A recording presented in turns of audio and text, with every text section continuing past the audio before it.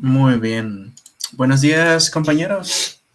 Es un gusto estar aquí con ustedes hoy. Hoy es un día especial. Vamos a tener una conferencia del curso, en el curso, el cual va a ser impartida por mi amigo Renato. Y vamos a ver, pues, ya él sabrá, ¿verdad? Database Management with Oracle Cloud, el cual es manejo de bases de datos con Oracle Cloud. Así que te dejo la palabra, Renato. Gracias, buenos días a todos. Como dijo mi compañero, hoy vamos a hablar sobre Oracle Cloud y cómo se pueden manejar bases de datos en la nube. Entonces, vamos a comenzar nuestra presentación. ¿Me confirman si ya se ve? Ya se viene a tu pantalla. Gracias. Muy bien, entonces Oracle Cloud, ¿verdad? Y cómo se pueden manejar bases de datos. Primero que nada, hay que comenzar a hablar un poco de qué es el cloud o qué son los servicios en la nube. Hoy en día están muy de moda. Lo más seguro es que muchos de ustedes ya hayan usado alguno o varios de estos. El más famoso es AWS. Está por todos lados hoy en día.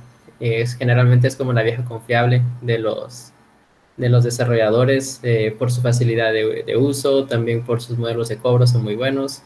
Eh, y más que todo porque ya está como cimentada, que es como, ya tiene mucha confianza de varias empresas y también de nosotros como ingenieros o estudiantes.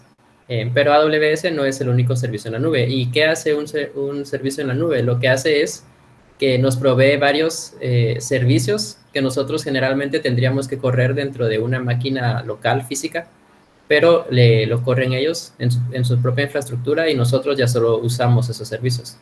Hay varias capas, por ejemplo, hay funciones como servicio, infraestructura como servicio, hay un montón que no las vamos a ver en este momento, pero el punto es que eso es básicamente, nos ofrecen como que usar bastante software que nosotros de otra forma tendríamos que instalar y correr localmente.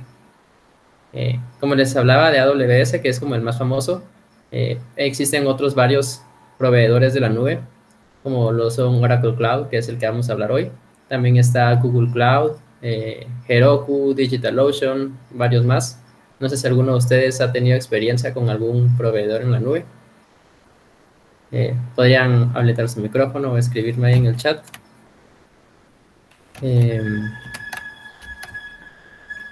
Vamos a ver. Va.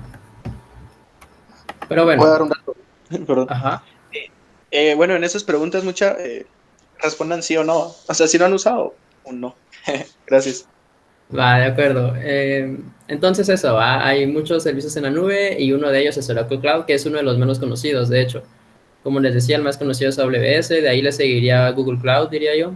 De ahí posiblemente DigitalOcean, Heroku, y de ahí de último Oracle Cloud, casi nadie ha escuchado hablar de él, pero es muy bueno, entonces se los vamos a introducir hoy.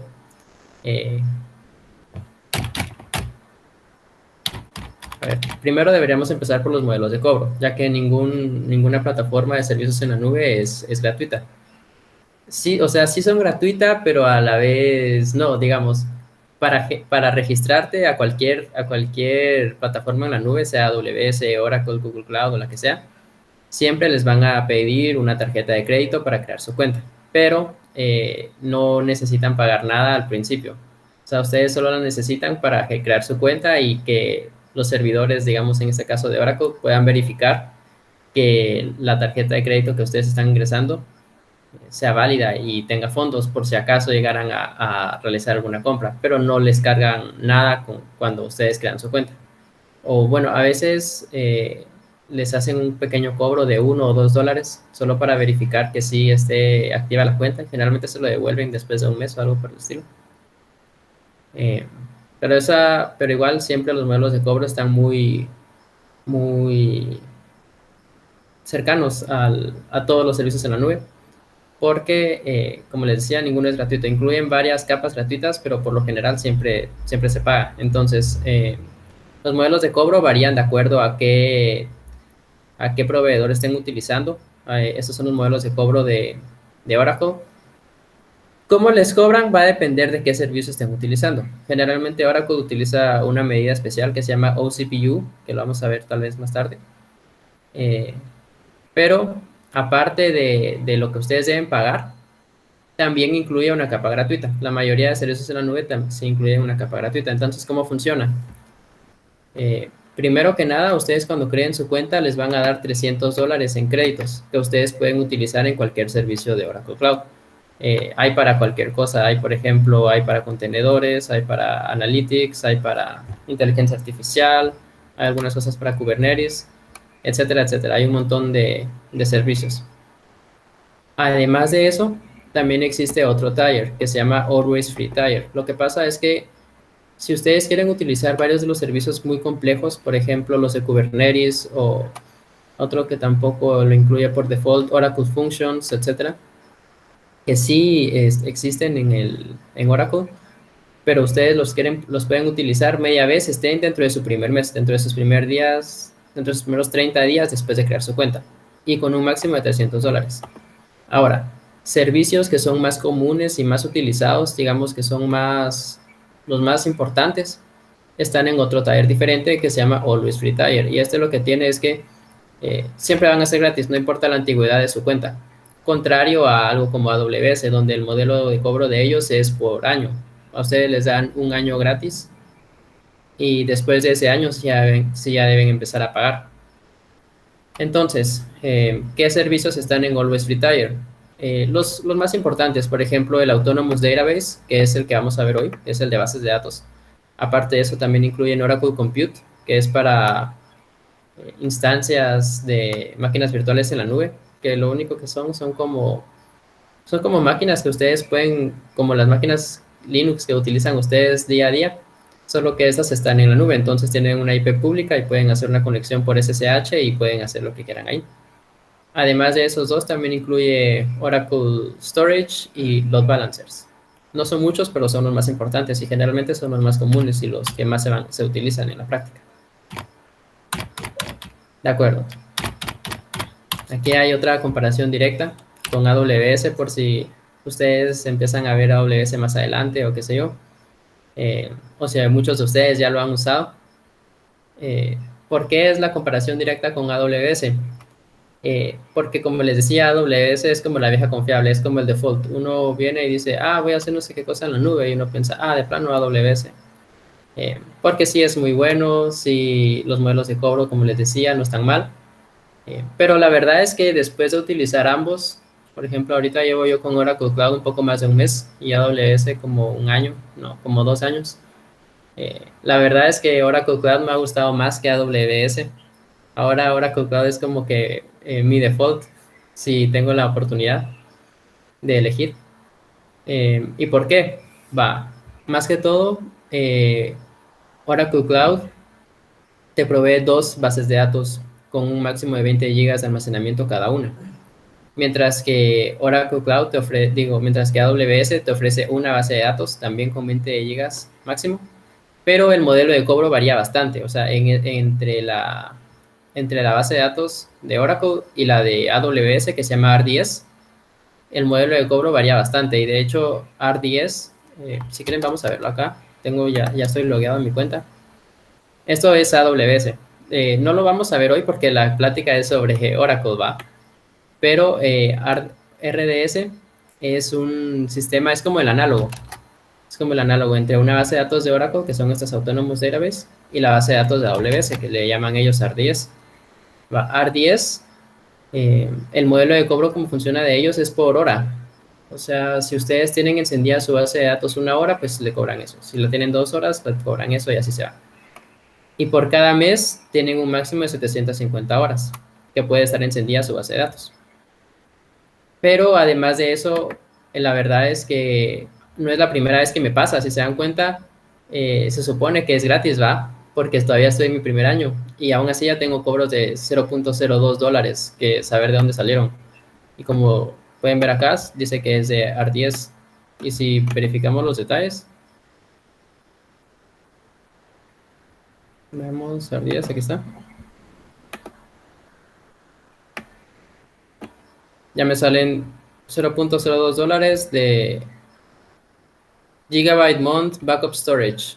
Va, yo no hice ese backup storage a mano, va, sino que RDS lo hace automáticamente. Ese tipo como de sorpresas que generalmente ocurren con RDS, porque no es la primera vez que pasa, no ocurren en Oracle Cloud. Ahí sí es 100% gratis. Entonces, eso es una ventaja bastante grande. Además de eso, también están los Compute VMs. Ambos tienen free tier con Compute VMs. En AWS se le llama EC2, en este se llaman solo Compute. Pero generalmente las de Oracle Cloud son más potentes. Las de EC2 de Amazon, las que incluye gratuitamente, son máquinas virtuales comunes, pero la cantidad de gigabytes de memoria RAM puede tener un máximo de 1 giga, mientras que en Oracle tienen, si no estoy mal, como 2. Además, lo que sí es cambia bastante, es el espacio en disco de las instancias de Oracle en Compute y las instancias de EC2, porque una instancia EC2 de AWS te puede almacenar hasta 8 gigabytes de memoria física, o sea, de memoria en disco. Y si te pasas de eso, truena tu máquina. Mientras que la de Oracle Cloud es mucho más. Vamos a conectarnos de una vez.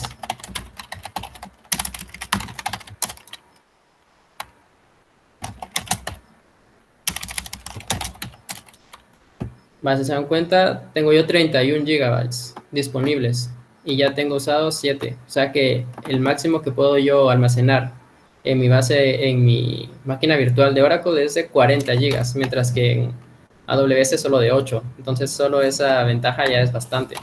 Igual vamos a confirmar la memoria RAM. Es de 8 gigas. Entonces la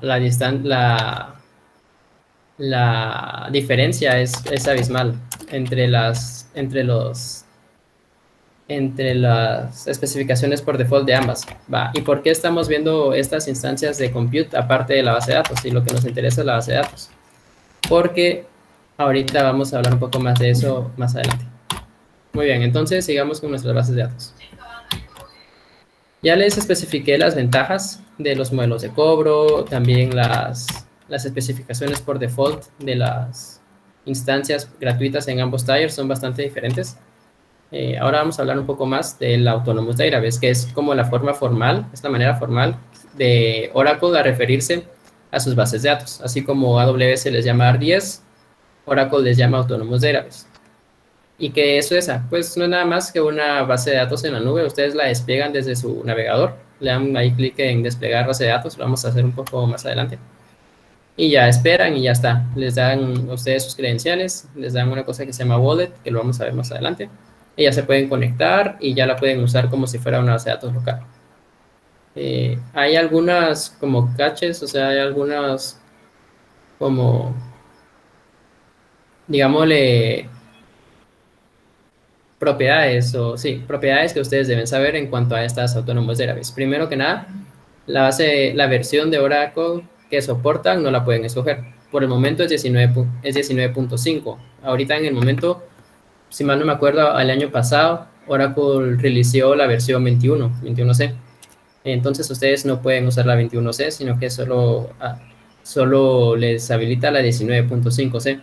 Pero no se preocupen porque Oracle internamente hace las actualizaciones y entonces conforme pasa el tiempo, Oracle automáticamente viene y actualiza la versión de la Autonomous Database y ustedes no se deben preocupar por eso. Posiblemente a fin de año o a mediados de año ustedes le verifican la versión de Oracle y va a ser la 21.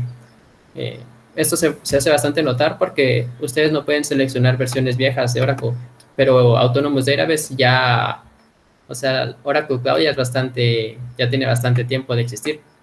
Por ejemplo, apuesta que cuando empezó tenía la versión 12C y solo la 12C podían escoger. Conforme pasó el tiempo, se fueron actualizando y todo y ahora está la 19.5C. Entonces no es algo preocupante, digamos, pero sí es tal vez sea importante que lo tomen en cuenta, que no pueden escoger su versión. De ahí los parámetros iniciales de la instancia que va a correr su base de datos tampoco lo pueden seleccionar, ya es como por default, por ser gratis, si ustedes están pagando, entonces ahí sí ya pueden customizarlo un poco, pero por lo general es más que suficiente, son 20 GB de almacenamiento total y un OCPU, que es una medida interna de Oracle, que significa la medida de capacidad que equivale a un procesador Xeon. Entonces la O significa Oracle y CPU significa CPU. ¿Qué otra cosa importante a tomar en cuenta de las bases de datos, aparte de la versión y aparte de los detalles iniciales? Otra cosa importante que hay que tomar en cuenta es que solo los deja utilizar Oracle, o sea, no pueden utilizar Autonomous Database para desplegar una base de datos, digamos, de MySQL, por ejemplo. Contrario a RDS de AWS, en donde ahí sí pueden desplegar cualquier base de datos relacional. Media vez sea open source. Ustedes no pueden desplegar Oracle en una RDS porque requieren licencia, pero en Oracle Cloud sí pueden porque como ellos mismos son los de la licencia, entonces ellos les dan la licencia incluida. Eso es algo que deben tomar en cuenta, tal vez sea una desventaja comparado con AWS, porque en AWS sí tienen más opción de decidir qué base de datos quieren desplegar. En Oracle Cloud solo se puede Oracle, pero tiene como un workaround que lo vamos a ver un poco más adelante. También implementan ellos una cosa que le llaman JSON Database. Esa sí no es muy famosa, no la he visto mucho en la práctica, pero existe, y si ustedes la quieren usar, pues la pueden usar. Ellos le llaman JSON Database, sigue el paradigma NoSQL, o sea, esa no es una base de datos relacional, tiene su propia API para consulta de datos, tanto para ingresar como para recibir datos, ellos le llaman SODA. La ventaja que yo vi de esta base de datos NoSQL sobre algo como, digamos, Mongo, es que ellos incluyen una API por default, o sea, ya está predesplegada, digamos, cuando ustedes crean su base de datos, ya les predisponen una API REST para que ustedes puedan realizar sus operaciones directamente sobre HTTP.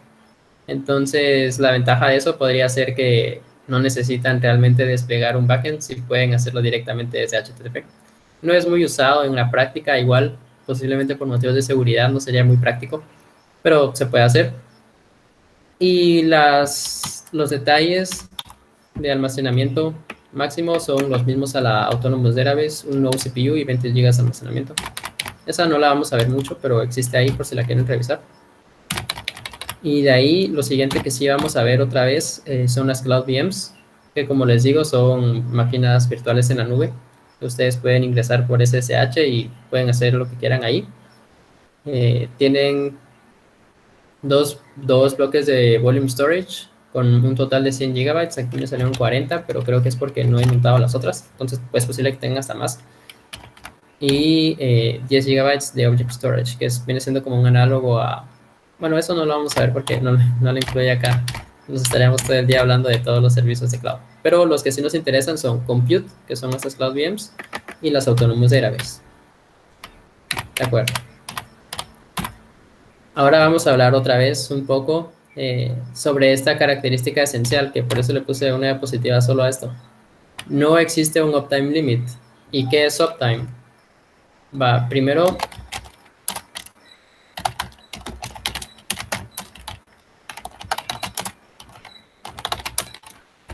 Uptime se refiere a la cantidad que ha pasado, la cantidad de tiempo que ha pasado cualquier equipo encendido. Por ejemplo, si yo aquí reviso el uptime de mi máquina, son 2 horas. Eso significa que han pasado casi 3 horas. Casi 3 horas desde que encendí mi máquina la última vez. Ahora, Oracle no tiene un límite de uptime limit. O sea, ustedes pueden tener encendidas sus máquinas virtuales todo el tiempo que quieran y siguen siendo gratis, no hay ningún problema. Contrario a RDS y AWS, donde ellos sí manejan un uptime limit, es de 750 horas. Ustedes no pueden tener encendidas cualquier cosa, ya sea una instancia de base de datos en RDS o una máquina virtual en EC2, no la pueden tener encendida por más de 750 horas, porque si lo hacen, les empiezan a cobrar. Entonces, ustedes lo tienen encendida 750 horas, de ahí se pasan y llegan a 751. Entonces ya esa hora extra ya se las cobran. Igual si se pasan más, pues más. Además que esas 750 horas son compartidas. O sea, son 750 horas si ustedes solo tienen una instancia. Pero si ustedes desplegan dos, por ejemplo, desplegan 2 máquinas virtuales, pues ese tiempo de 750 horas se lo parten a la mitad. serían 300 algo, porque si las tienen encendidas al mismo tiempo se les consume el doble de rápido. O si despliegan 3, pues se les consume el triple de rápido, o 4, pues el cuádruple de rápido y así. Entonces, la verdad es que es una restricción bastante fuerte, porque un mes tiene aproximadamente 730 horas, supuestamente.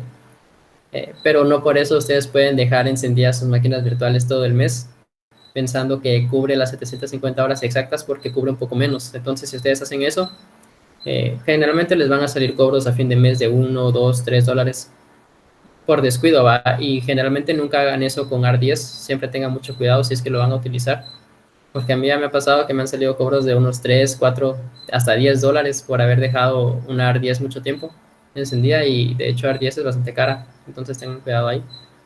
Pero va, eso es con AWS. En Oracle no existe esa restricción, ustedes pueden tener su máquina virtual encendida todo el tiempo y no hay ningún problema, lo mismo con su base de datos. Entonces eso es una gran ventaja, es una ventaja abismal. Ustedes tal vez ahorita no se dan cuenta de qué beneficios implica eso, pero por ejemplo, uno de los beneficios más notables o más obvios, digamos, es que cuando ustedes estén desarrollando sus aplicaciones eh, en la nube, siempre tienen que especificar la IP, la dirección IP de los servidores a los que se quieren conectar. Y cada vez que ustedes reinician un servidor de AWS y también aquí de Oracle, cambia la dirección IP. Entonces, esa es una limitación bastante difícil de superar, porque cada vez que ustedes reinician su máquina, que ya es bastante común, porque ustedes tienen que apagarlas para que no les cobren. Y entonces, si no las van a usar, las apagan. Y cuando las quieran volver a usar, las vuelven a encender. Y cuando las enciendan, tienen que cambiar la IP. Entonces, tienen que ir a editar su código fuente y cambiar la IP ahí también, por ejemplo. Entonces, y peor, si tienen la IP quemada en su código, pues van a tener que ir a ver dónde está la IP y cambiarla y así. Entonces, la verdad es que es bastante tedioso. Y aún se utilizan variables de entorno o otros métodos ya más profesionales para no quemar las direcciones IP. Aún así, también tendrían que actualizar su entorno y hacer un reinicio ahí, y es bastante tedioso. No, que con Oracle no tienen nada que preocuparse con eso, porque como les digo, no tiene uptime limit, entonces ustedes la pueden dejar encendida todo el tiempo y no hay ningún problema. Por ejemplo, yo ya desplegué mis dos máquinas virtuales en la nube y las he tenido encendidas como por más de un mes y todavía no ha habido ningún problema. Ahí siguen y no he tenido ningún cobro extra ni nada por eso mismo. Ahora, como les digo, esto de no uptime limit suena como demasiado bueno para ser verdad.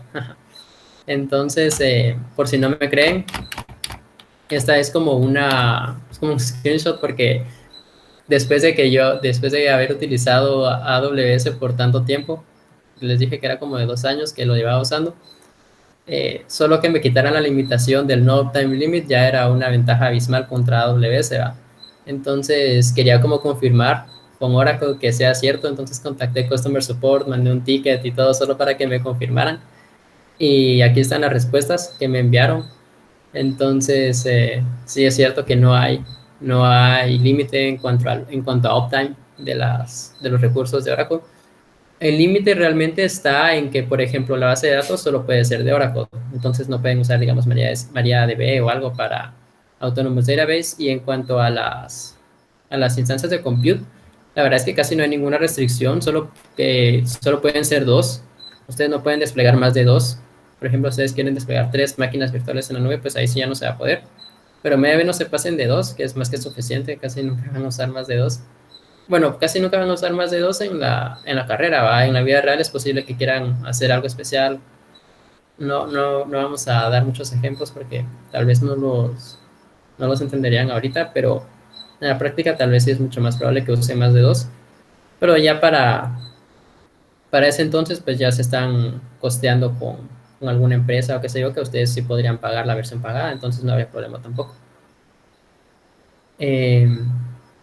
Entonces esta es como mi confirmación ahí de que no tengan pena, que es cierto, no les estoy mintiendo de que no tiene uptime limit. ¿Y por qué es tan importante que no tenga el uptime limit? Porque aparte del beneficio de que las IPs no están cambiando a cada rato, recuerden ustedes que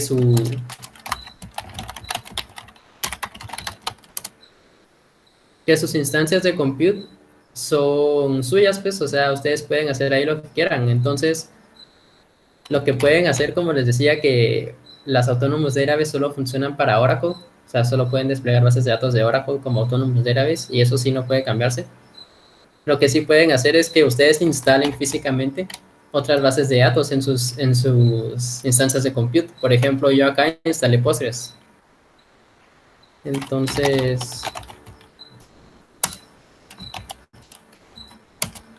si se dan cuenta, acá está. Acá tengo yo mi base de datos de Postgres corriendo en el puerto por default 5432. Es una instalación física de Postgres, pero la instalación física es acá en esta máquina virtual. Entonces, si yo vengo y me conecto desde mi máquina local, se dan cuenta, ya me conecté acá. Puedo listar mis tablas, puedo salir, y si ustedes revisan mis detalles de conexión, por ejemplo el PGHost, es la dirección IP de mi máquina virtual, ¿no? O sea, no es una instalación física de Postgres en mi máquina local, sino que me estoy conectando a la de Postgres de la máquina virtual, porque lo único que necesitan es instalar la base de datos en su máquina virtual, habilitar la conexión por puerto y conectarse desde acá. Entonces, solo con el no uptime limit ustedes ya pueden instalar cualquier base de datos en sus compute y básicamente tendrían bases de datos en la nube de cualquiera que quieran. Por ejemplo, yo instalé Postgres en esta. Hay otra. En esta instalé MySQL. No me acuerdo si le puse... Ahí está. En esta tengo corriendo MySQL, en la otra tengo corriendo Postgres. Son las únicas dos que he necesitado ahorita, por el momento, desde que la creé. Pero si yo quisiera acá, puedo venir, puedo instalar Mongo. Entonces ya tengo Mongo en la nube. Puedo venir yo, puedo instalar Redis, ya tengo Redis en la nube. Puedo instalar MariaDB, que lo tengo ahí también, etcétera, etcétera. Entonces, es una gran ventaja esto de que no tenga uptime limit, porque como les digo, ustedes ya pueden encariñarse con su máquina virtual y pueden hacer lo que quieran ahí y no hay ningún problema. Y como les digo, pueden ustedes instalar sus propias bases de datos físicas dentro de estas máquinas y entonces ya se conectan desde acá a estas instancias físicas y ya básicamente es una base de datos en la nube porque ya tienen todo lo que necesitan. De acuerdo. Entonces, por eso es una gran ventaja abismal el no uptime limit en comparación con RDS. Y de hecho, Oracle, Google Cloud también lo he usado, no tanto como estas dos, pero sí lo he usado un poco. Y tiene la misma desventaja de AWS de que no, sí existe uptime limit, o sea, hay que tenerlas encendidas por cierto tiempo y apagarlas a cada rato. Y cuando pasa eso, cambian las IPs. Entonces, con esto de Oracle se ahorran todo eso. Entonces, sí es bastante útil que lo sepan y que pueden usarlo para cualquier caso de uso que quieran. Como son máquinas virtuales en la nube, pueden usarlos para lo que quieran. Pueden desplegar sitios web ahí, pueden instalar la Apache y desplegar algo en HTTP. También pueden venir y desplegar sus backends, sus API REST en cualquier puerto que tengan libre. Pueden venir e instalarle GitLab Runner, que no lo vamos a ver hoy. Pueden venir, inclusive otro caso de uso que yo... algo también que también pueden hacer ustedes es que inclusive ustedes pueden crear sus propias VPN. No lo vamos a ver acá cómo se hace, pero se puede. Tal vez lo vean en redes, que ustedes pueden configurar su propia VPN utilizando una máquina virtual en la nube y ustedes crean un túnel UDP y se pueden conectar a esta VPN y lo que tiene de interesante es que ustedes, bueno, ahora tal vez ya no pase tanto porque está el corona y ya no se sale tanto, pero cuando se salía bastante, había veces que ustedes tal vez querían acceder a algo que estaba en su máquina, en sus computadoras físicas de la casa y estaba ahí y no lo podían acceder desde donde sea que estén, desde remoto, porque no tienen dirección IP para conectarse. Pero con una VPN, si ustedes lo hacen bien, pueden establecer su VPN dentro de la máquina virtual de Oracle, conectar su máquina física local y luego desde que estén en cualquier ubicación desde remoto pueden conectarse a ese mismo VPN, ya sea desde su teléfono o desde su laptop y ya automáticamente por el túnel UDP ya pueden compartir archivos, crear sesiones SSH y revisar cualquier cosa que tengan en su máquina física. Solo con eso, ¿va? Entonces, la verdad es que sí es una gran ventaja. Y como les digo, los casos de uso son inimaginables, pueden hacer lo que sea ahí. Ahora vamos a repasar un poco más de qué necesitamos para crear una cuenta en Oracle Cloud. Primero que nada, el único requisito es la tarjeta de crédito.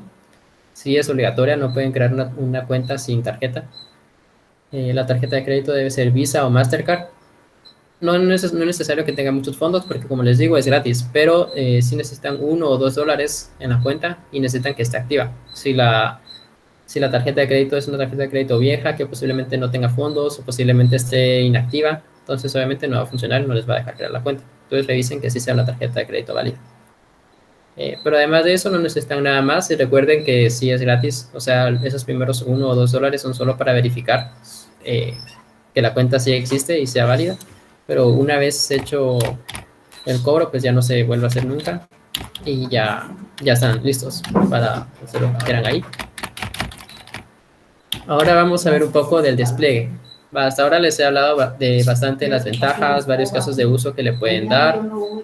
Por el momento todo ha sido como solo beneficios, no han habido ninguna desventaja. Tal vez la desventaja podría ser,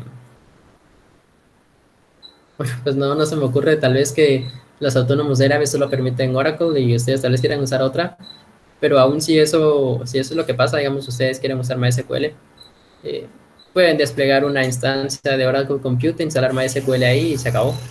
Entonces, no es realmente una desventaja. Pero de acuerdo, entonces revisemos ahora el despliegue. El despliegue la verdad es que es bastante trivial. Media vez ustedes ya tengan habilitada una cuenta en Oracle Cloud. No les va a llevar mucho tiempo desplegar una nueva base de datos. Les lleva tal vez a lo mucho 5 minutos. Ahora, lo que sí podría ser un poco complicado es la conexión a la base de datos, porque la conexión hacia una base de datos de Oracle por lo general ya es un tanto complicada, aún siendo local. Y si es una base de datos en la nube, pues se complica un poco más. Entonces, tal vez esa sea una como desventaja, pero yo igual les preparé aquí un ejemplo para que ustedes puedan conectarse directamente a sus bases de datos en la nube y no pierdan tiempo en eso. Entonces, no sería realmente ya una desventaja porque una vez lo hagan una vez, pues ya se van. Entonces, vamos a hacer eso ahorita. Vamos a ver.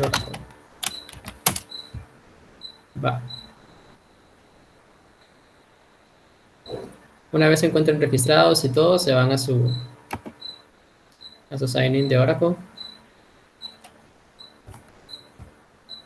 Ingresan sus credenciales y todo. Se las van a dar cuando estén creando su cuenta. Para crear su cuenta no es nada complicado. Media vez tengan su tarjeta de crédito, pues solo es un formulario común y cualquiera. Siguiente, y ponen ahí sus datos. No es nada del otro mundo. Y una vez se logueen, pues les va a salir un dashboard similar a este. Este es el dashboard inicial de Oracle Cloud. Entonces, ¿dónde está lo que nos interesa? Aquí está Compute, que nos interesa bastante. Y aquí está Oracle Database, que también nos interesa bastante. Entonces, aquí están las bases de datos, solo son 3. Está la de JSON Database, que fue la que les hablé un poco al principio, que no la vamos a usar en este momento. Y de ahí está Data Warehouse y Transaction Processing. Ambas son bases de datos de Oracle, digámosle normales, pero cambian en que una está optimizada para manejar bastante concurrencia, bursts le llaman ellos, o sea, bastantes peticiones dentro de un mismo periodo de tiempo bastante corto, mientras que la otra está más optimizada para grandes cantidades de datos y otros workloads más normales, digamos. Entonces, generalmente Data Warehouse es como el default, es el que vamos a usar casi siempre, es el que es como, digamos, de uso general.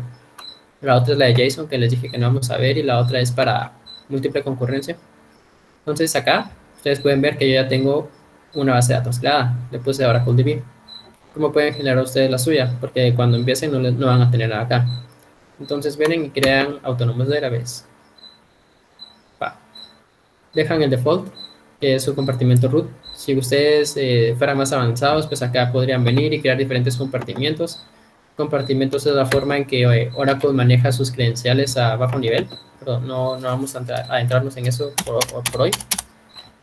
Este es un nombre que ustedes puedan elegir, por ejemplo, conferencia.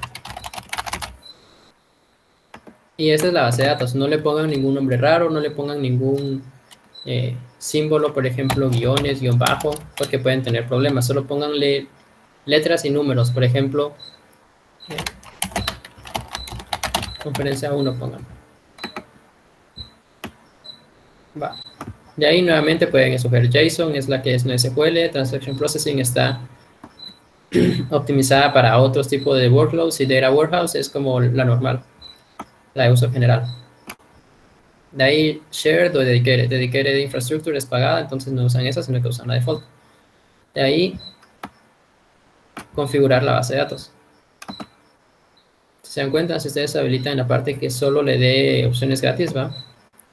Se dan cuenta, ya les deshabilita esto, porque ustedes no pueden elegir para, si es una versión gratis, ya tienen 0.02 terabytes, que son los 20 gigas que les había comentado, y el low CPU, que es como la capacidad de procesador que va a tener nuestra instancia, y la base de datos de Oracle. Ah, miren, ya está, ayer no estaba, ya pueden escoger entre 21 y 19C. Entonces, si quieren cambiarse de una vez, ya lo pueden hacer, ayer no estaba. Si se dan cuenta, es bastante automático. Oracle automáticamente va actualizando las versiones conforme salen, entonces esa es otra ventaja. Va, de ahí ustedes vienen y crean sus credenciales de administrador. Por default, siempre el nombre va a ser admin. Ustedes pueden poner aquí cualquier contraseña.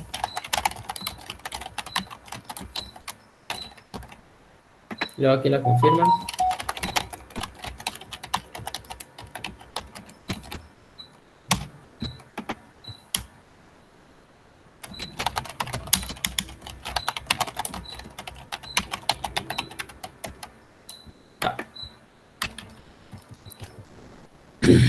De ahí el Network Access. Después ustedes, conforme van avanzando en la carrera, se van a dar cuenta que hay varias aplicaciones y varios sistemas donde la seguridad a nivel de red es muy importante. Entonces, eso es bastante fácil de implementar si fuera, digamos, en la vida real con un servidor físico, porque solo es de configurar los routers, las redes, las VLANs, etcétera. Lo van a ver más adelante. Pero en la cloud, o sea, en la nube, como obviamente no hay routers que configurar ni nada de eso, entonces Oracle nos provee con estas Virtual Cloud Network, que son como la forma de ellos de manejar las redes internamente en la cloud. Entonces se puede hacer, pero por el momento lo vamos a dejar normal, o sea, para poder conectarnos desde cualquier IP. De ahí la licencia, ustedes si ya compraron una instancia de Oracle pueden ingresar la suya. Por lo general siempre van a usar la licencia incluida porque obviamente es gratis, ¿va? Y la crean. Yo no la voy a crear porque ya tengo una, entonces no necesito dos. Igual podría crear la segunda, porque recuerden que les dije que estas nos incluyen dos, no solo una, pero con una tengo más que suficiente, entonces.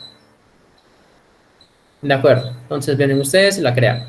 ¿Qué les va a salir? Les va a salir algo similar a esto. Esto es como el dashboard de la base de datos. Si se dan cuenta, no fue nada complicado crearla, ustedes esperan como 1 o 2 minutos y ya va a estar disponible. Va. ¿Qué van a hacer acá? Primero que nada, hasta acá hay algunas métricas de utilización de la base de datos. Por ejemplo, qué tanto CPU están utilizando, cuánto les quedan de almacenamiento, cuántos execute, o sea, cuántas queries han realizado a lo largo del tiempo, cuántas sesiones, o sea, cuántas personas se han conectado a la base de datos. Y hay otras métricas que pueden ser de interés. Va, pero lo más importante está acá. Porque acá, aparte de listarles toda la información, digámosle normal, es donde ustedes obtienen sus credenciales de conexión. Como les decía en la presentación, la conexión a la base de datos es un poco complicada, sobre todo porque es en la nube, no es normal como lo han hecho, bueno, ustedes que ya lo han hecho a una conexión de Oracle local. Entonces vamos a regresar a la presentación. Eso era todo por el despliegue. Se dan cuenta, fue bastante simple. Yo tal vez me tardé un poco porque les estaba como explicando cada cosa, pero la mayoría de cosas ya las traen default, entonces si ustedes lo dejan así, a lo mucho unos 2-3 minutos se tardan en desplegarla. Va. De ahí lo siguiente es la conexión. Esta es tal vez como la única desventaja, porque si bien el despliegue es bien rápido, la conexión no lo es tanto. Pero ustedes se van a dar cuenta ahorita que lo hagamos en la conferencia, que la conexión tampoco es nada del otro mundo. Media vez sigan bien las instrucciones, no les van a haber ningún problema. Pero sí no es tan rápida, ¿verdad? No es tan normal, digámosle. O sea, si ustedes ya tienen experiencia con, digamos, con Postgres o MySQL, por ejemplo, donde la conexión es bastante rápida, ustedes solo ponen el host, el puerto y se acabó. Con una base de datos de Oracle en la nube sí es más complicada. Entonces lo vamos a ver ahorita, más adelante, solo antes de terminar. Esta es la última diapositiva. Vamos a revisar algunas notas que es importante que sepan, ¿verdad? Primero que nada, la inactividad. Solo...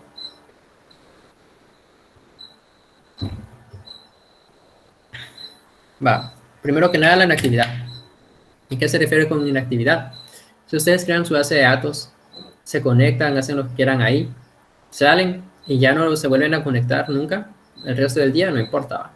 Pero luego vienen y nunca se vuelven a conectar luego de una semana. ¿Qué pasa luego de una semana que ya no se volvieron a conectar a su base de datos? Lo que pasa es que se marca como inactiva y automáticamente Oracle la apaga. Entonces, si luego pongámosle, luego de un mes de que crearon su base de datos, vienen y se intentan conectar, lo más seguro es que les va a tirar error porque la base de datos no está encendida, entonces obviamente no está escuchando conexiones. Pero esto no es nada que preocuparse, ustedes solo vienen al dashboard y aquí la pueden, aquí está para apagar, restart o restore, ¿va? Entonces ustedes vienen y la encienden acá y ya se pueden conectar, no hay ningún problema. Ahora, ¿qué pasa si ya pasaron 3 meses y no la han vuelto a usar? Han pasado 3 meses y ustedes no se han molestado en ir al panel de navegación y encenderla y volver a usarla. Si pasan 3 meses y ustedes no la usan, entonces Oracle viene y automáticamente borra la base de datos y reclama el espacio. Ese no es problema porque ustedes pueden venir y crear otra nueva. Pero si ustedes tenían información importante ahí, obviamente la van a perder. Entonces, si ya no van a usar la base de datos, pueden dejarla ahí y automáticamente Oracle la borra. O sea, ustedes ya no se necesitan preocupar por eso, pero si les va a servir la información, siempre háganle un backup ahí antes de dejarla de usar. Y si no, pues solo la dejan ahí y automáticamente viene Oracle y lo limpia. Esta siento que es una ventaja bastante útil de Oracle porque otra vez, como les vuelvo a mencionar, R10, que es como el análogo de AWS. Eso sí no me gusta a mí, es una de las mayores desventajas, aún peor que el límite en uptime. Es que en R10 ustedes pueden apagar su base de datos, obviamente, para que no les cobren, porque como les digo, esas las cobran por hora. Pero si ustedes vienen y la pagan, ustedes pueden tener un máximo de 7 días que pase su base de datos apagada. Si ustedes vienen y pasan más de 7 días que está apagada, automáticamente viene AWS y la enciende. Y no les avisa ni nada, solo la encienden y ya. Entonces, si ustedes vienen y por descuidados apagan su base de datos y luego la dejan ahí, se les olvidan, se van de viaje, qué sé yo, y se les olvida, va, y después como 5 meses después vienen, sí, voy a checar mi billing de AWS a ver qué tal. Pues van a salir ahí sus cargos por $100 cada mes porque nunca pagaron su base de datos, o sea, la pagaron por 7 días. De ahí Oracle vino, de ahí AWS vino, la encendió, sin avisarles, va, la encendió y la tuvieron ahí corriendo todo ese tiempo y obviamente les van a caer los cargos por uso ahí. Entonces, es una desventaja bastante fuerte de AWS, no me gusta para nada. Entonces, generalmente si ya no van a usar una base de datos, siempre no la paguen, sino que bórrenla. Siempre que si están usando R10 y ya no van a usar una base de datos, siempre bórrenla cuando la terminen de usar, porque si no les van a... puede ser que les caigan ahí cargos extra. Además de eso, no hay inactividad en AWS, entonces si ustedes, peor aún, la están usando, de ahí se olvidan, o sea, ya no se conectan y la dejan ahí. Y pasa el tiempo, va a seguir encendida todo el día, todos los días, y al final del mes pues les van a caer ahí sus cargos por uso. Entonces, como les vuelvo a recalcar, R10 en AWS sí es bastante delicado, así que tengan cuidado cuando lo usen, si es que lo usan. Entonces eso es como algo importante que recalcar sobre la inactividad de Oracle. De ahí las keys SSH. Pues es posible que algunos de ustedes no sepan qué es SSH, o es posible que muchos ya estén bastante familiarizados. SSH significan las siglas de Secure Shell, y es un protocolo para sesiones remotas, pero obviamente solo por Shell, no es como, por ejemplo, TeamViewer o algo así que son sesiones remotas de escritorio, donde ustedes vienen y se conectan a la máquina virtual y pueden controlar el escritorio de esa máquina, sino que esta es una sesión remota, o sea, es la misma idea, pero en vez de manejar un escritorio como esto, ¿va? Solo puede manejar la shell, la línea de comandos, pero eso es más que suficiente para cualquier tarea que ustedes quieran realizar. Entonces, no hay que preocuparse. Va, eso significa SSH. Ahora, ¿por qué está aquí entre las notas? Porque, bueno, no sé qué tanta experiencia tengan ustedes conforme protocolos SSH o conexiones SSH. No sé si alguno de ustedes tal vez ya lo ha usado. Pueden escribirme ahí en el chat si tienen experiencia o no con SSH. Pero SSH, si es que no lo conocen todavía, es como les digo, Secure Shell, y es un protocolo de sesión remota y es el default, o sea, es el estándar para todos los servicios en la nube. O sea, no importa si ustedes están utilizando DigitalOcean, Heroku, AWS, Google Cloud, lo que sea. Si manejan máquinas virtuales en la nube, siempre va a ser por SSH. Va, ahora, ¿por qué es importante que puse las SSH keys entre las notas? Porque Oracle, esta es otra ventaja. Ustedes, generalmente, dependiendo de su distribución, van a tener una serie de llaves públicas. Si no las tienen, generalmente se guardan en ese directorio, .ssh. Generalmente ahí deben haber dos llaves. Tienen un nombre similar a este. Este es el protocolo. O sea, ED255 es un protocolo de encriptación. Pueden elegir otros. Está RSA, etcétera. No los vamos a ver hoy. Pero el punto es que las llaves siempre vienen en pares. Y estos pares tienen la versión .pub, que es como la versión pública, por eso está public, y la otra que no tiene nada, que es como tu versión privada. Va. SSH, cuando realiza una conexión hacia algún host remoto, siempre se autentica utilizando tu llave privada y tu llave pública. O sea, si el servidor tiene una copia de tu llave pública y tú tienes tu llave privada, entonces como que hace match y te deja automáticamente entrar sin requerirte una password. Va, entonces ustedes cuando están creando sus máquinas virtuales de Oracle, vamos a ver si creamos una de una vez. Para crear una, porque como les digo, esta sí les da una gran ventaja porque pueden instalar ahí cualquier base de datos y ya la tienen ahí, y como no se apaga, entonces es como infinita, no hay, si se dan cuenta, yo ya les estoy sacando todo el provecho a mis dos bases de datos, digo, a mis dos instancias públicas, ¿verdad? Porque ahí están, ¿verdad? Y uno tiene acceso a dos y no hay límite de uptime, entonces, ¿por qué no? Va. El nombre pueden ponerle cualquier cosa, por ejemplo, conferencia. Va, de ahí la imagen. Por default tiene Oracle Linux. Yo, de hecho, las que tengo desplegadas ya es de Oracle Linux. Si no estoy mal, pueden cambiar por Red Hat o por CentOS. Entonces, si quieren otro que no sea Oracle Linux, lo pueden usar. No están todas, o sea, no hay tanta variedad como en EC2. En EC2 hay bastante variedad. En esta está un poco más limitada, pero igual el OS es lo de menos. Aquí está lo que les digo, el SSH. Generalmente por default ustedes crean nuevas llaves. Pueden entonces aquí venir y descargar tanto su llave pública como su llave privada. Y entonces vienen y generalmente las copian y las pegan acá en su folder de SSH y ya están.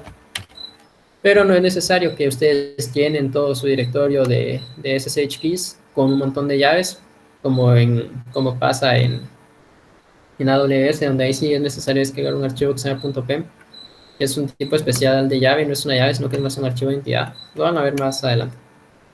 Pero va, acá ustedes pueden seleccionar sus propias llaves públicas. Entonces les abre un drag and drop. Ustedes pueden venir. Bueno, .aws no...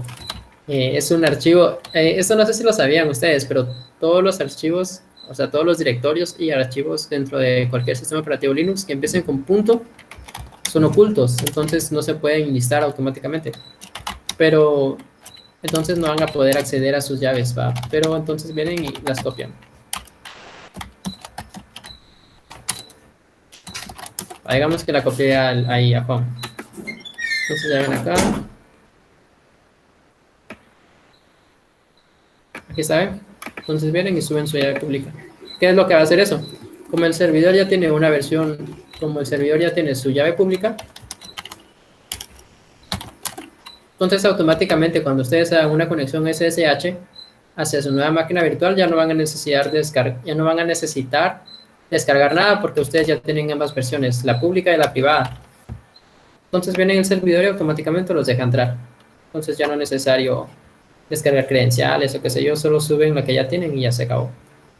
De ahí el boot volume, dejen el default y le dan create. Yo no lo voy a crear porque ya tengo dos, entonces no puedo crear una tercera. Pero ahí está, se dan cuenta, es bastante fácil. Y la conexión es por SSH directa. O sea, ustedes vieron y se dieron cuenta que yo hice connect Oracle. Me conectó. Va, aquí ya estoy en mi máquina virtual. Aquí tengo Postgres y tengo otros proyectos personales que tengo ahí porque como es mía, ¿va? Pero ¿cómo me conecté realmente?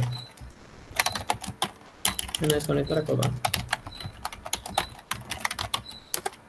Ahora con lo que es solo es una función que me tira este comando, va SSH, acá está el username, se los voy a mostrar. Le puse GitLab porque ahí uso unas cosas de GitLab que no se los voy a explicar ahorita. Se dan cuenta, el username es OPC y la address es la de mi local, va, entonces va a ser hpc.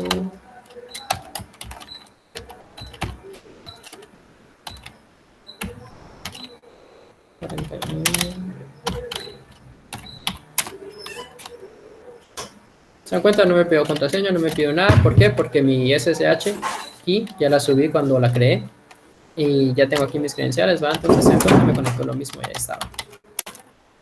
De acuerdo. Entonces eso es algo que pueden tomar ustedes en cuenta cuando estén creando sus máquinas virtuales. Para no estar descargando varios archivos de credenciales, pueden subir las suyas. Va.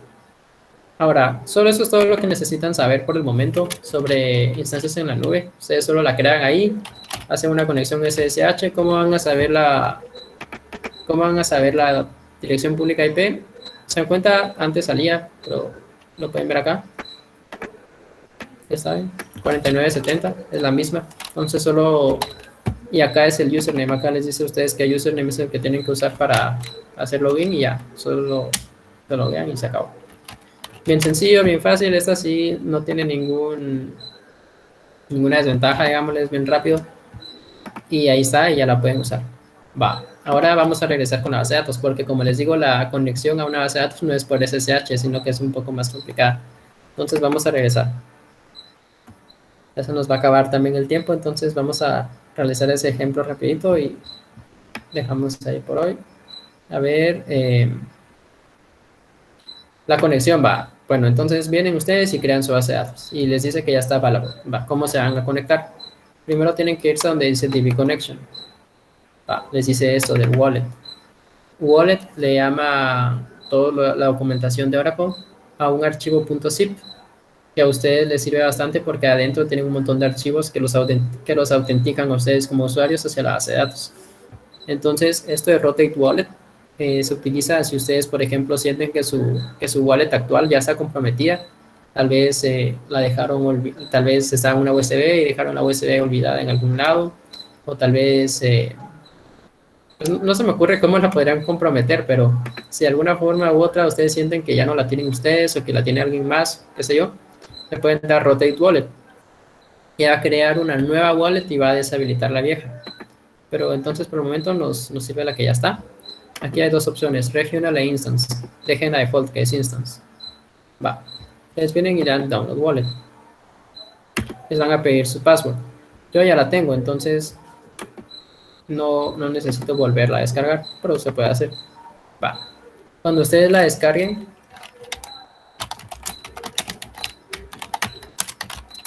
les van a dar algo como esto. ¿Por qué la mía se llama Renato.zip?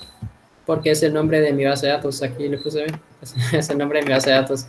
Entonces, así se llama, ¿va? Si ustedes le ponen, por ejemplo, conferencia al nombre de la base de datos, pues se llama wallet conferencia. ¿Se dan cuenta? Esta es otra wallet de otra base de datos que no hice yo, sino que me la pasaron.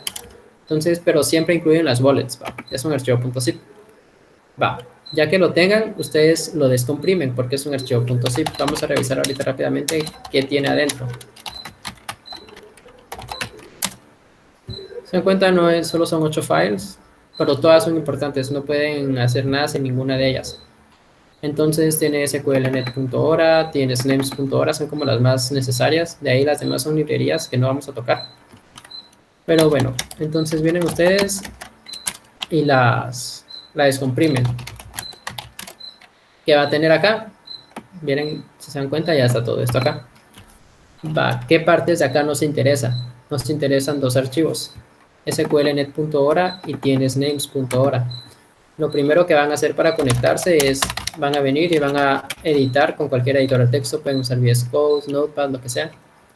Este de sqlnet.hora, les van a salir algo parecido a esto.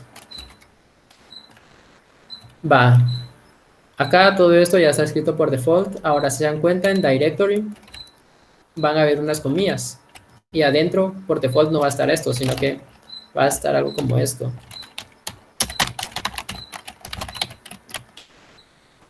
Generalmente eso es lo que trae por defecto este directory. Va, eso es lo que incluye por defecto, eso deben cambiarlo ustedes a mano. Entonces vienen ustedes y quitan eso. Quitan eso y ¿qué es lo que van a poner? Lo que van a poner es la ruta absoluta. Nunca pongan rutas relativas acá, siempre pongan rutas absolutas.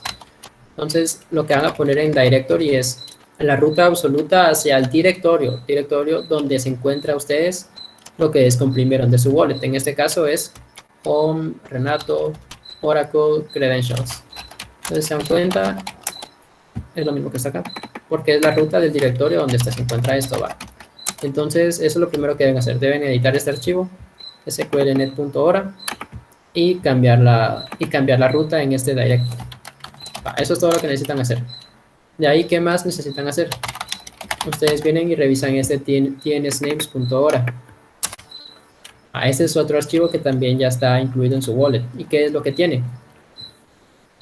Lo que pasa con tnsnames.hora es que cada uno de estos, Renato High, Low, Medium, se llaman Renato porque así le puse a la base de datos. Si ustedes le ponen a la base de datos otra cosa, pues acá va a tener otra cosa, punto high, low y medium. ¿Y qué son estas cosas? Estas cosas son nombres de servicio. Lo que hacen es mapear nombres, digamos, humanos, como lo sería Renato High o Renato Low o Renato Medium, hacia una URL de conexión que de otra manera sería casi imposible especificar. O sea, a qué hora vienen y meten ustedes todo esto cada vez que se quieran conectar a su base de datos. Será casi imposible. Entonces, para eso nos sirve este archivo. Automáticamente viene Oracle y ya nos mapea nuestras URLs de conexión de todo esto que necesitamos para conectarnos a nuestra base de datos en la nube hacia un nombre más humano que ya podamos usar nosotros, como lo es Renato Medium. Entonces, en esta no la toquen, déjenla como está, pero sí revísenla, porque ahí van a estar los nombres que tienen sus servicios, porque como vamos a ver más adelante, cuando ustedes se quieran conectar, van a necesitar especificar el nombre de su servicio. Entonces, es uno de esos tres. ¿Y cuál es la diferencia entre el high, low o medium? No es nada, solo es la calidad de la conexión. Si ustedes quieren alta calidad, baja o mediana. Finalmente usan la mediana. De acuerdo. Entonces, llevamos dos pasos. Editan esta y esta solo la revisan. No es necesario que toquen nada, solo revísenla, porque solo nos van a servir saber los nombres que están acá. Ya que inspeccionaron este archivo y ya editaron sqlnet.hora, entonces sigue el siguiente paso. El siguiente paso es exportar una variable de entorno, que es esta, tienes admin. Ustedes deben exportarla hacia la ruta absoluta del directorio donde está todo esto. En este caso es home, Renato, Oracle.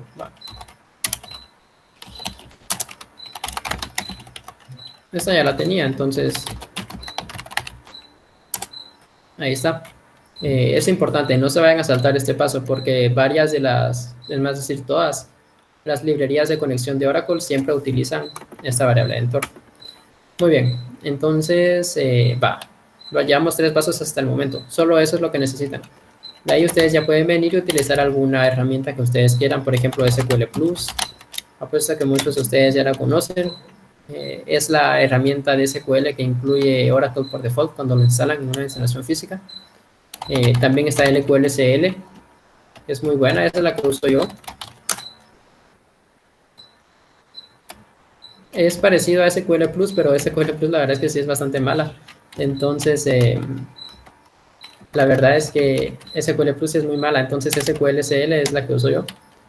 Por default le tengo un alias que solo se llama SQL. Entonces vienen ustedes, le ponen OSI.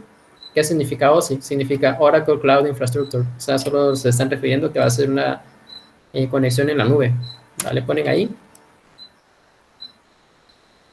y les van a pedir sus datos. Entonces, por ejemplo,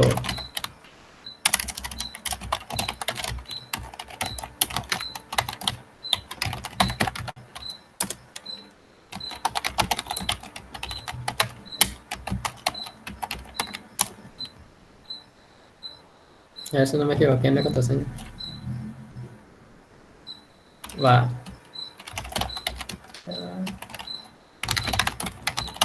Es que las contraseñas tienen que ser bastante largas, entonces...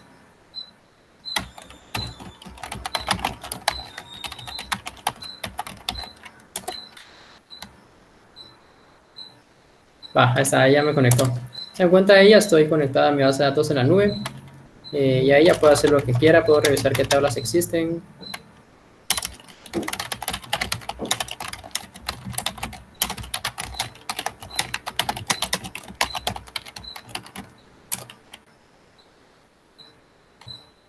En cuenta tengo un par de tablas ahí.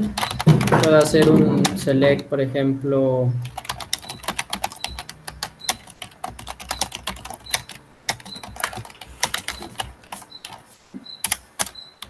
Ya me tira las primeras sucursales y así ustedes aquí ya pueden venir, insertar y hacer todo lo que ustedes ya saben. Ok, ya están acostumbrados. Muy bien. Esa es una conexión bastante rápida, no estuvo tan mal, porque es una herramienta SQL. Herramientas SQL son, por ejemplo, SQL Plus, SQLCL, DataGrip, Data Modeler, etcétera, ¿va? Lo que ustedes quieran usar ahí. Ahora, esa solo es parte de lo que nos sirve. La siguiente parte es por medio de un lenguaje de programación. La conexión para un lenguaje de programación es un poco más complicada, pero y es generalmente lo que nos sirve a nosotros. Entonces, yo les preparé acá un ejemplo donde yo les puse varias instrucciones y un ejemplo mínimo de lo que deben hacer para poder conectarse a la base de datos de Oracle desde un lenguaje de programación. El procedimiento es el mismo, sin importar el lenguaje. Yo escogí Go porque es el que más me gusta para este tipo de cosas, pero si ustedes quieren usar Node o pueden usar Python o lo que sea, va a variar ligeramente, pero la mayoría del setup que deben realizar es el mismo. Entonces, vamos a revisarlo rápidamente porque ya nos estamos quedando sin tiempo. Yo les preparé un repositorio, o sea, se lo subí a un repositorio, aquí está, y les coloqué las instrucciones. Entonces, primero que nada, que hay una como pequeña introducción, no la vamos a volver a leer. De ahí, acá están las instrucciones para obtener su Oracle Wallet. Ya vimos ahorita cómo se obtiene y dónde se genera. Entonces, lo que deben hacer es descomprimirla. Donde sea, por ejemplo, en este ejemplo es Oracle. Ustedes acá deben poner una ruta de algún directorio que ustedes quieran.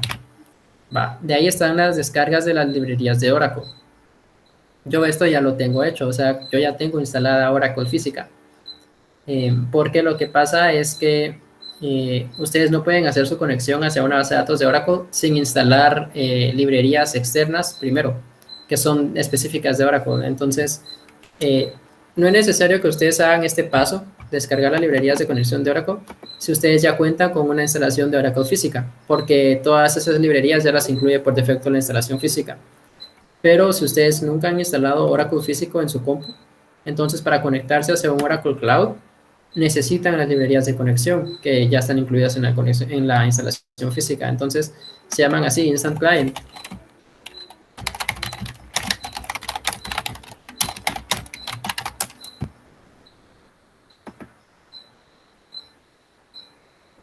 Solo ponen ahí download Oracle Instant Client y ya aquí están los archivos .zip y hay bastantes tutoriales de cómo descomprimirlos y cómo utilizarlos, ¿va? Solo es esto, Oracle Instant Client. Ustedes solo se van a Google, siguen el tutorial oficial de Oracle y se van. No es muy complicado.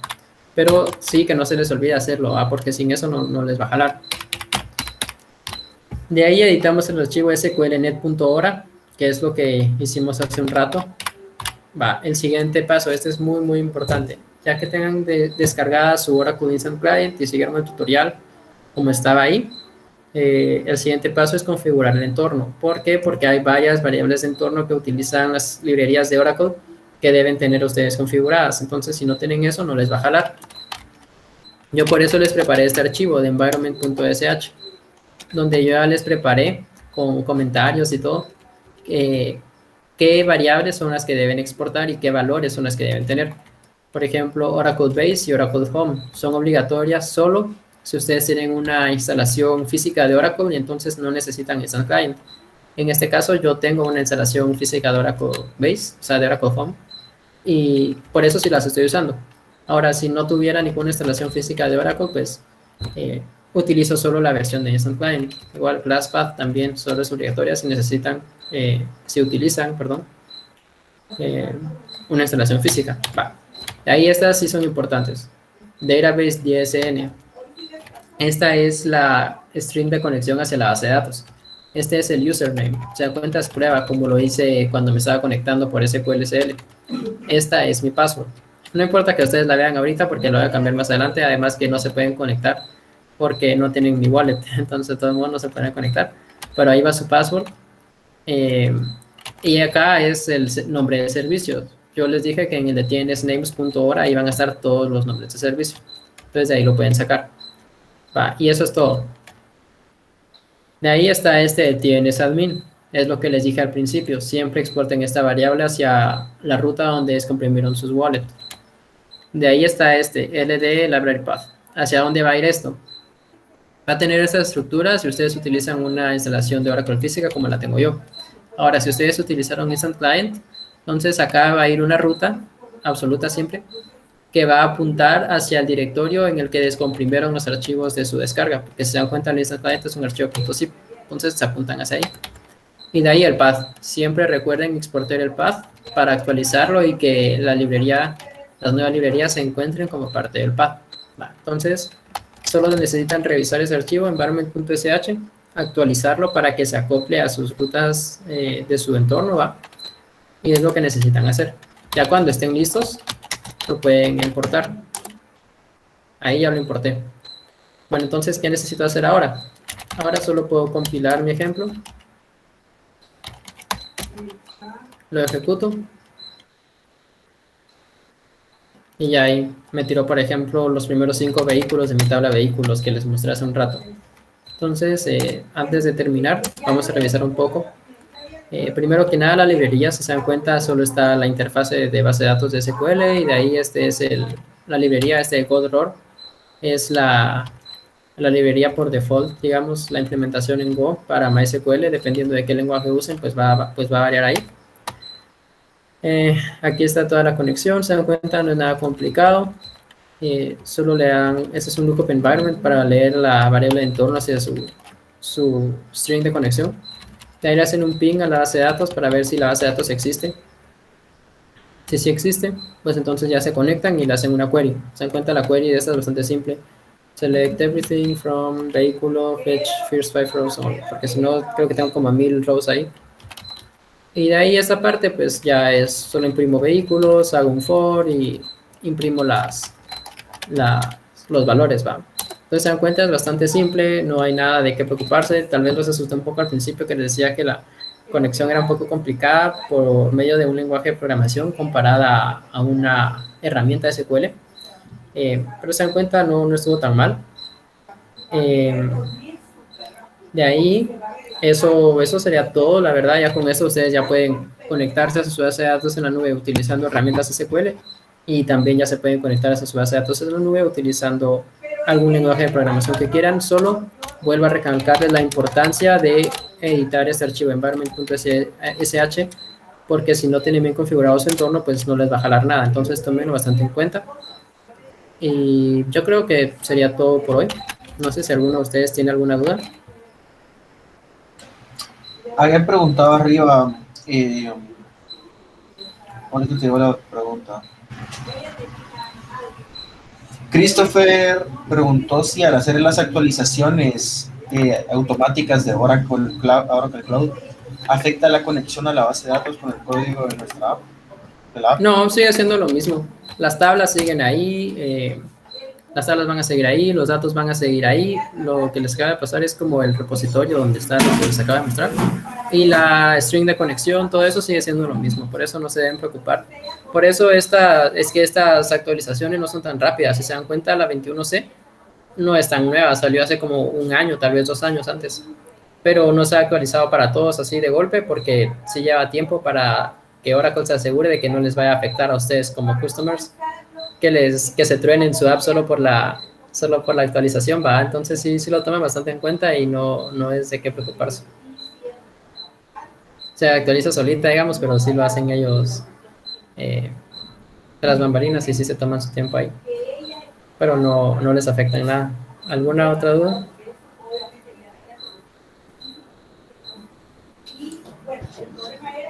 ¿Alguien más que tenga alguna duda? Puede ser cualquier cosa, casos prácticos, etc. Uh-huh.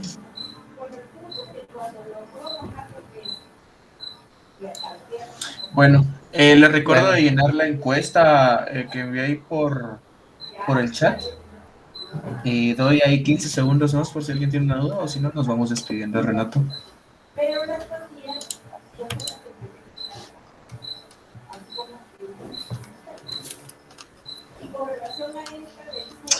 Muy bien, bueno, muchas gracias principalmente a Renato por habernos dado esta conferencia, que yo sé que es muy buena opción, al menos para el proyecto 2 del curso, porque muchas veces instalar Oracle da muchos problemas, y el hecho de que haya una tercera opción, una nueva opción como es Oracle Cloud, pues aporta bastante. Gracias por el aporte, Renato, fue de mucha ayuda. Y gracias también a todos por su atención. Y ahí estaríamos, ¿verdad? No sé si alguien tiene otra duda. O Renato, ¿algún comentario? No, solamente espero les haya servido. Gracias a todos por haber asistido y ahí quedaríamos por hoy. Feliz día a todos. Bueno, muchas gracias, Renato. Ahora el resto, pues todavía quédense, ¿va? Porque todavía vamos a tener un poco de algo de lab. Todavía vamos a continuar con el lab, así que no se van a salir. Bueno, muchas gracias, Renato. Igualmente, muchas gracias a todos. No es tan Ahí complicado y si Belman, quieren pueden revisar ahí las instrucciones que les puse y feliz día a todos. dale, gracias. Hasta la próxima. Bueno, Bellman, mira, sí, por lo general instalar Oracle como sea siempre da clavos. Tal vez instalar Oracle hay 3 formas.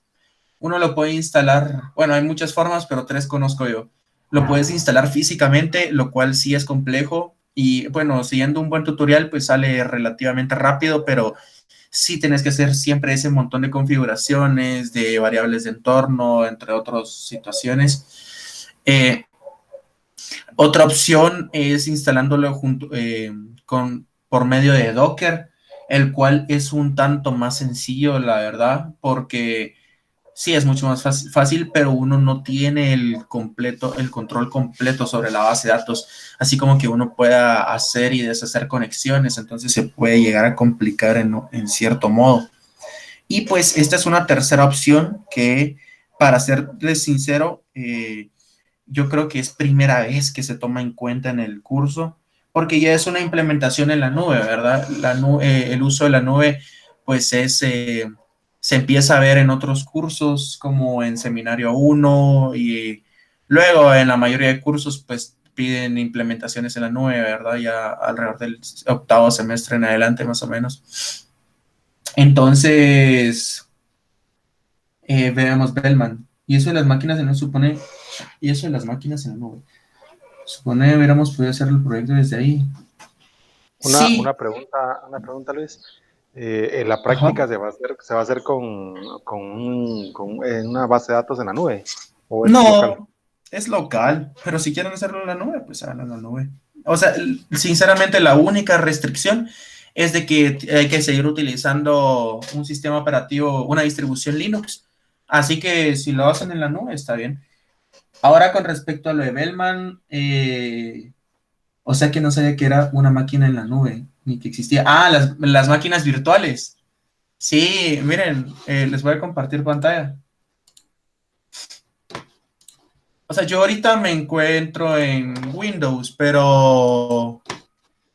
eh, pero aquí tengo una aplicación en la que yo me puedo conectar a varias máquinas virtuales que tengo en la nube. Esta se llama Termius. Eh, Antes usaba solo Ubuntu y con Ubuntu pues se hace desde hago una conexión SSH desde la terminal. Pero veamos cuál tendré abierta aquí. Yo creo que esta puede que esté abierta. Sí, miren lo que tengo aquí. Eh, Esta pues es una máquina virtual, está en la nube, me puedo conectar desde mi computadora, puedo abrir puertos para poder acceder a ella desde internet.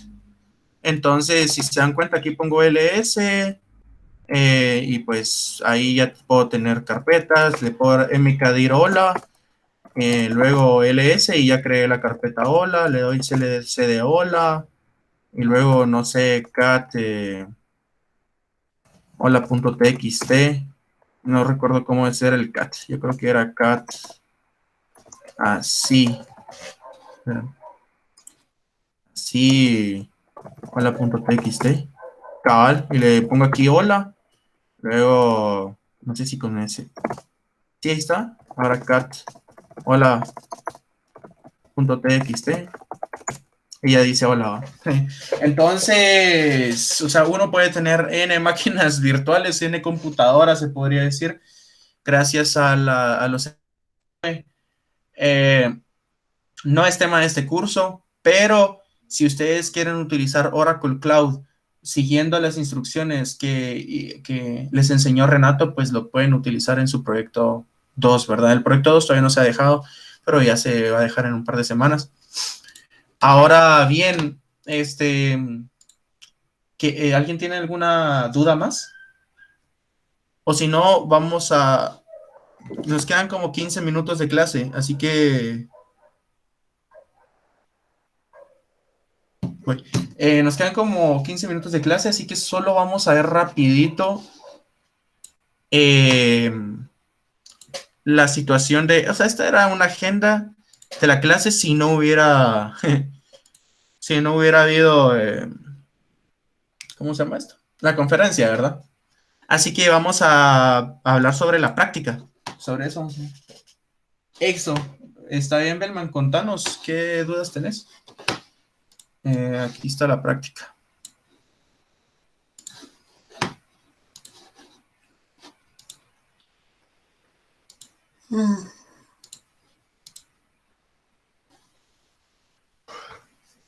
Tabla temporal. Va, se las voy a explicar. Miren, pues. Este es el archivo de entrada. Espérenme.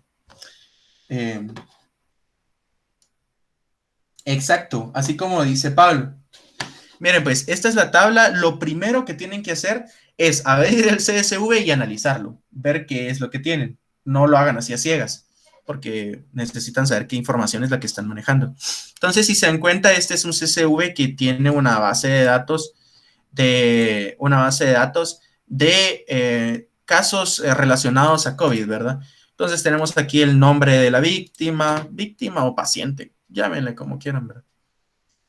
Apellido de la víctima, dirección, fecha de la primera sospecha, fecha de confirmación, muerte, estado de la víctima actual, nombre asociado. Miren, este nombre asociado, si no estoy mal, es como de las personas como familiares que tuvieron contacto o algo parecido, ¿verdad? O sea, que se hayan conocido o hayan tenido interacción física. Entonces tenemos nombre, apellido, fecha en que se conocieron, qué tipo de contacto físico tuvieron, o sea, sí era así.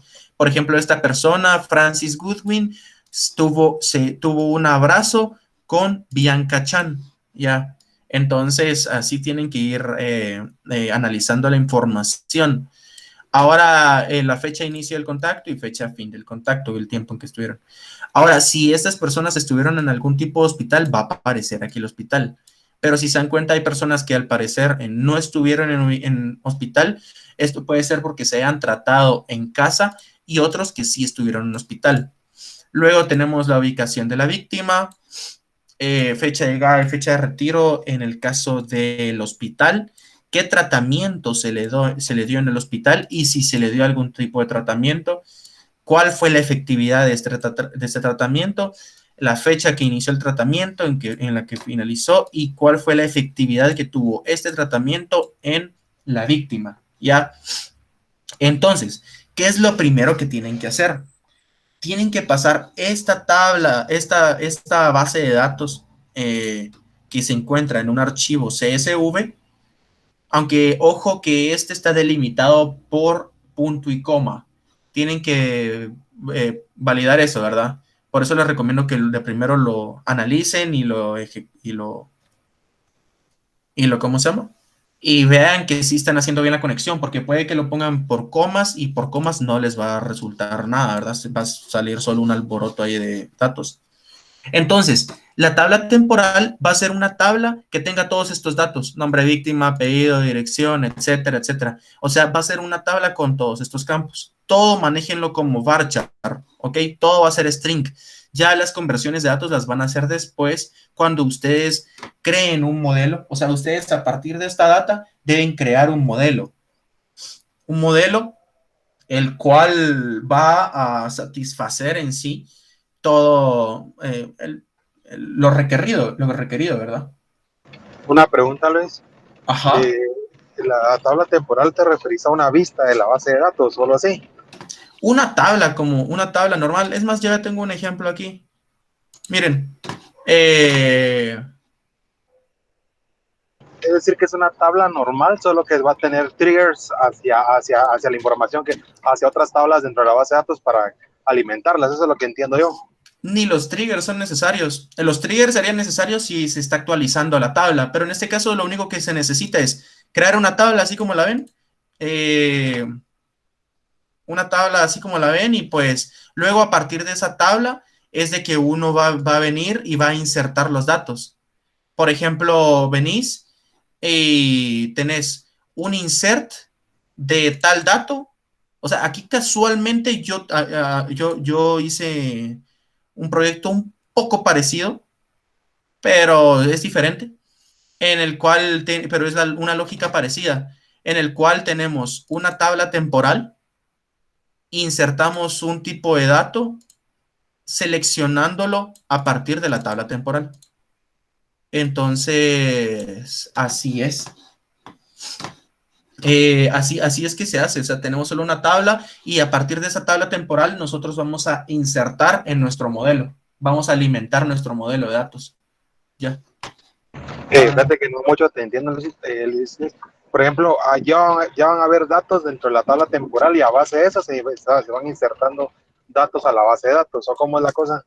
Sí, o sea, lo que hay que hacer es una carga masiva de todos estos datos a la tabla temporal. O sea, este CSV lo tenés que pasar a una tabla.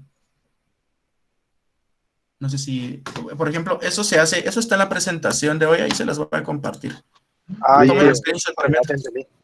Esto este es el comando en MySQL para poder hacer una carga masiva a la tabla de datos. Tenemos load data, in file, le ponemos el path, into table, y a este table le vamos a poner temporal o por ejemplo aquí, no sé, esto se llama GBE, hasta GBE le pueden poner o como quieran, ¿verdad? Ahora, ¿dónde está? Ya me perdí. Aquí era.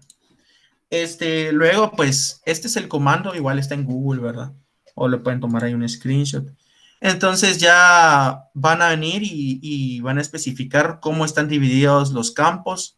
En este caso están delimitados por punto y coma y cómo terminan las líneas. En este caso los registros pues terminan con salto de línea.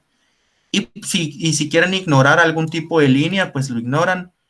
Y luego a qué campos es que los van a ingresar de esta tabla, ¿verdad? No sé, por ejemplo, aquí los campos que tendrían serían nombre de víctima, apellido de víctima, dirección víctima, fecha de primera sospecha, fecha, etcétera. O sea, lo que tienen que hacer es transformar estos encabezados en una tabla temporal.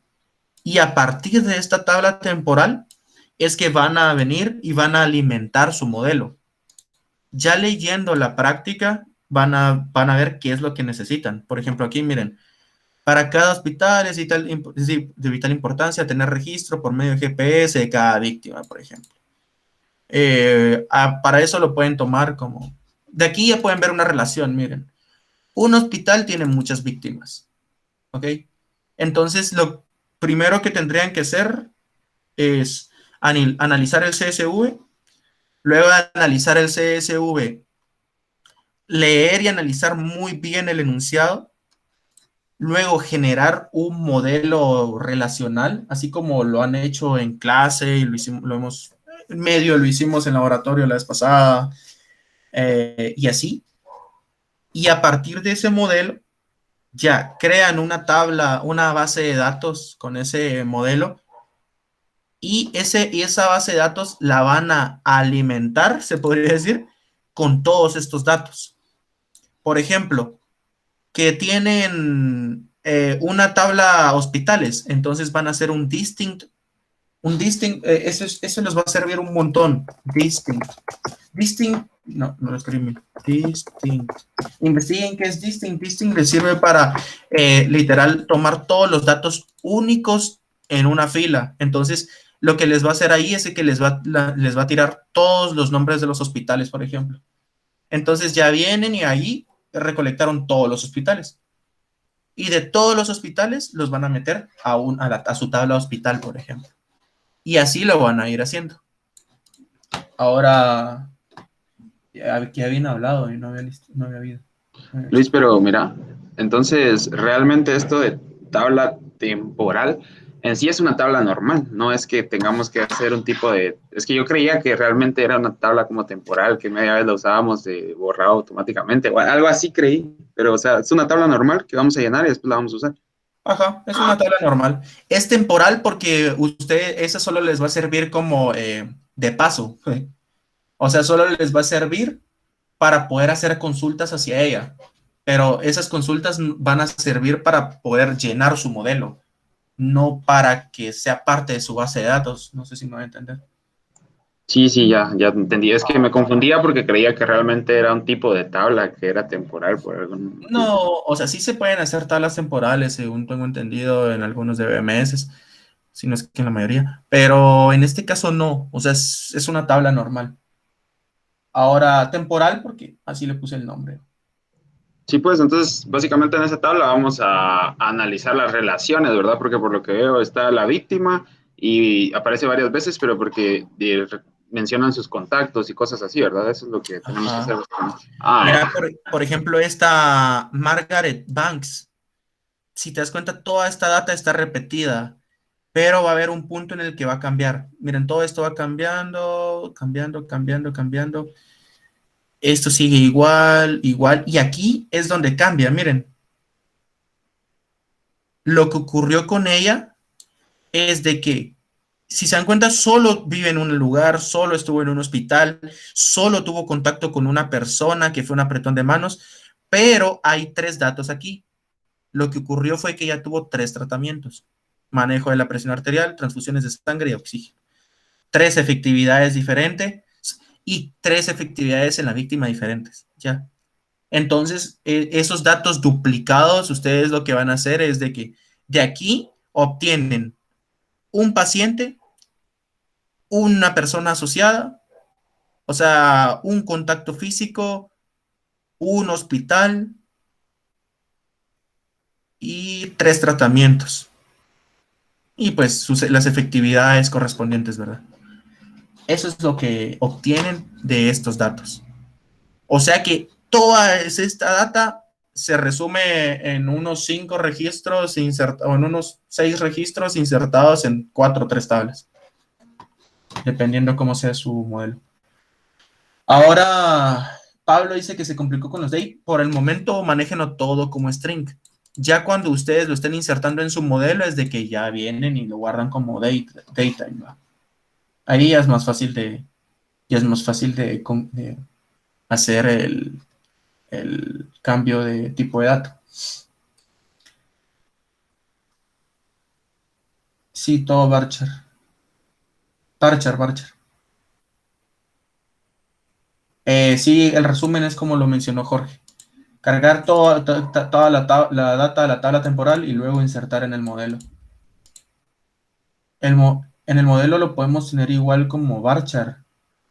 Ah, no. Ahí sí, el modelo sí tiene que ser real. Por ejemplo, el temporal sí todo es varchar. El modelo ya deben de manejar los tipos de datos correctos, ¿verdad? Correspondientes.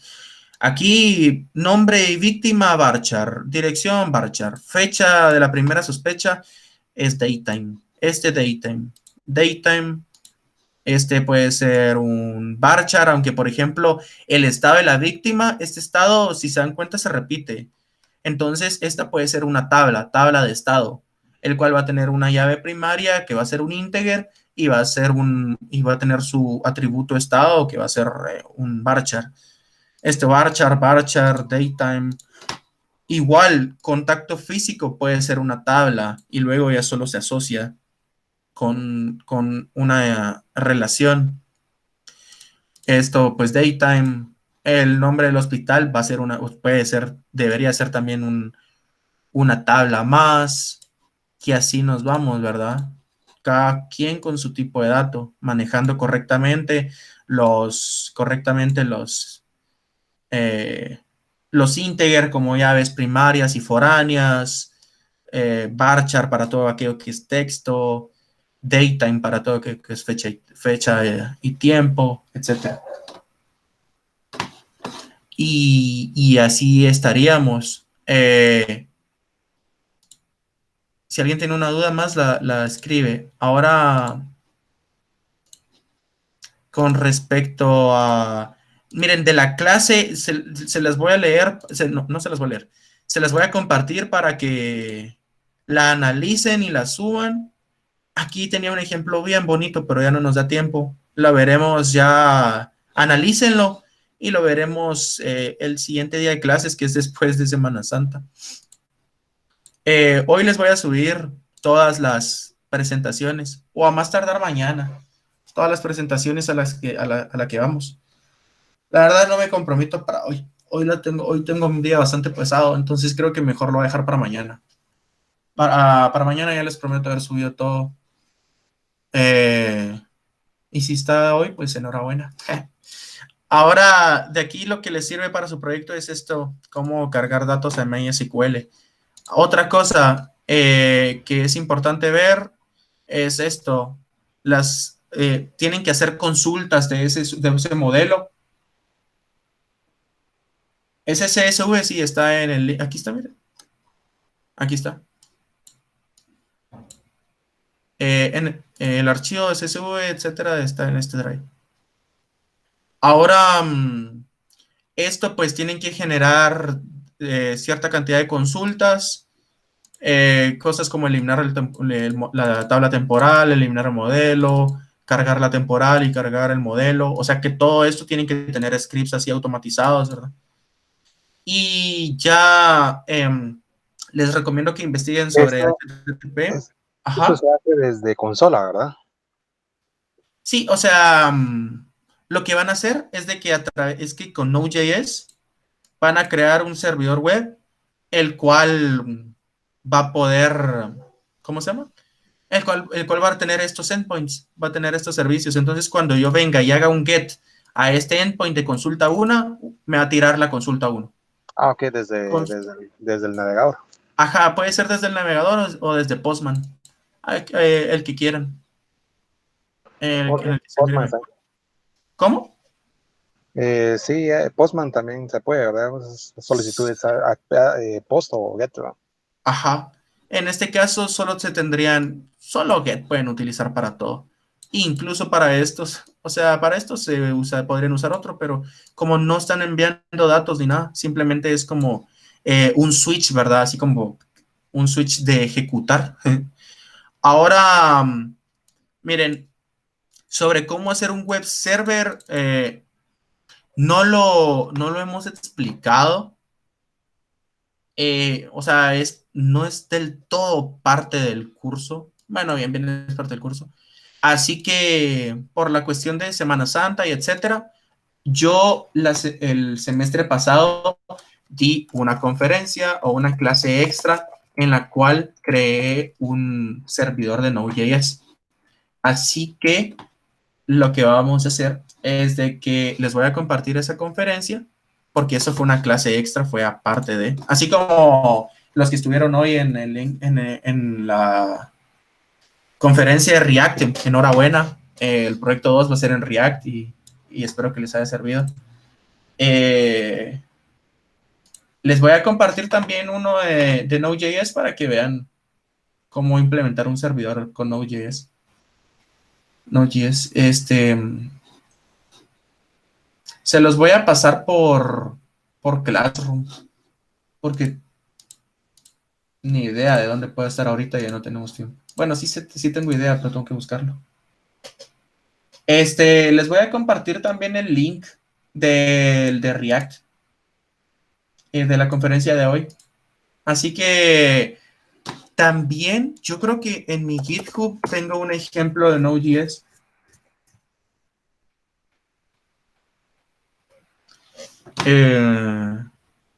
Aquí está. Es más, esta es la conferencia que hice, creo yo. Ah, no, no es esta. Este es otro. El mío se llama Node Server, me parece. Es Node Server API. Puede que sea. Aunque. Tal vez solo una pequeña ayuda ahí. Ajá. Por ejemplo, solo para que eso es lo que confunde Node.js a los demás lenguajes. Por ejemplo, Node.js no está orientado a objetos, sino que está orientado a eventos. Entonces, por eso es que a veces Node.js se vuelve complicado porque uno está muy acostumbrado a trabajar con objetos. Entonces, Node.js no trabaja con objetos, sino trabaja a base de eventos. Y por eso es que cada vez que se hace una petición, de una vez hace lo que tiene que hacer y muere, ¿verdad? A cambio, en un objeto persiste el objeto, la clase y todo esto. Sí, gracias por el aporte. Entonces, por ejemplo, cuando yo le doy aquí un enter al navegador en localhost, no sé, 2.3000, donde esté su servicio, consulta 1, lo que va a tirar, o sea, lo que genera es ese evento que dispara el hecho de que se ejecute cierta función y esa función lo que va a hacer es devolverme los datos de esa consulta. Entonces ahí les voy a compartir tanto la conferencia de React de hoy, aunque muy probable les llegó a su correo porque me di cuenta de que lo hice en este mismo Meet del Lab. Y lo de Node.js sí se los voy a compartir, solo si me dejan buscarla. Se las comparto a lo largo del día o si no mañana que me ponga a subirles todas las clases, de todo, pues a más tardar mañana ya estaría todo compartido por Classroom o por Wedi o por ambas. Así que allí estaríamos por hoy, pues ya se terminó el tiempo, pero no sé si alguno tiene alguna duda así puntual de la práctica. Les di un enfoque general, ¿verdad? Una pincelada que hace que ustedes la lean detenidamente. Igual que cualquier cosa ahí en los foros o por el correo.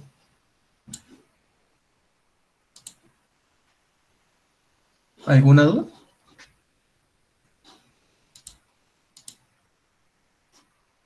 No. Ok. Bueno, entonces, muy probable les surjan dudas ya cuando estén realizando la práctica. Miren, esta práctica en definitiva es mucho más corto y más sencilla que el proyecto uno. Así que les recomiendo que, número uno, no lo dejen a larga. Tampoco si nunca han hecho o aún no utilizado Node.js, no han usado MySQL, no conocen qué es Postman, que se dediquen a investigar y son conceptos o son cosas que pueden entenderle relativamente rápido y que hagan bien su modelo. Eh, si quieren, pueden enviarme su modelo por correo. Yo les digo, mirad, aquí te falta esto, te falta aquello. Y yo les puedo solucionar dudas con mucho gusto. Porque es muy importante que esté bien su modelo. Porque aquí sucede de que si tienen mal una consulta, F, ¿va? O sea, por ejemplo, consulta 1 vale 5 puntos. La tienen buena, van 5 puntos. La tienen mala, pues no le pongo puntos. Entonces, o sacan 100 o se sacan un 70, un 80 o 60, 50. Pero es muy probable sacar 100, así que pónganse pilas para sacar el 100 aquí. Así estaríamos.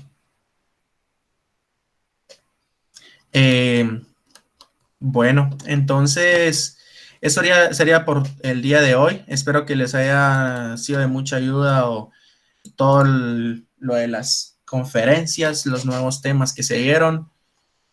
Y pues les deseo muchos éxitos y felices vacaciones o lo que vayan a hacer ahorita en Semana Santa. Porque todos dicen felices vacaciones, pero al final uno pasa trabajando o desarrollando proyectos.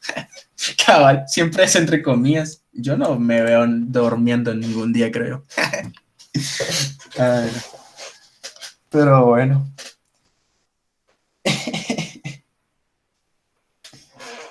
Dios, pues, bueno, Dios. Bueno, pues, con todo y éxitos.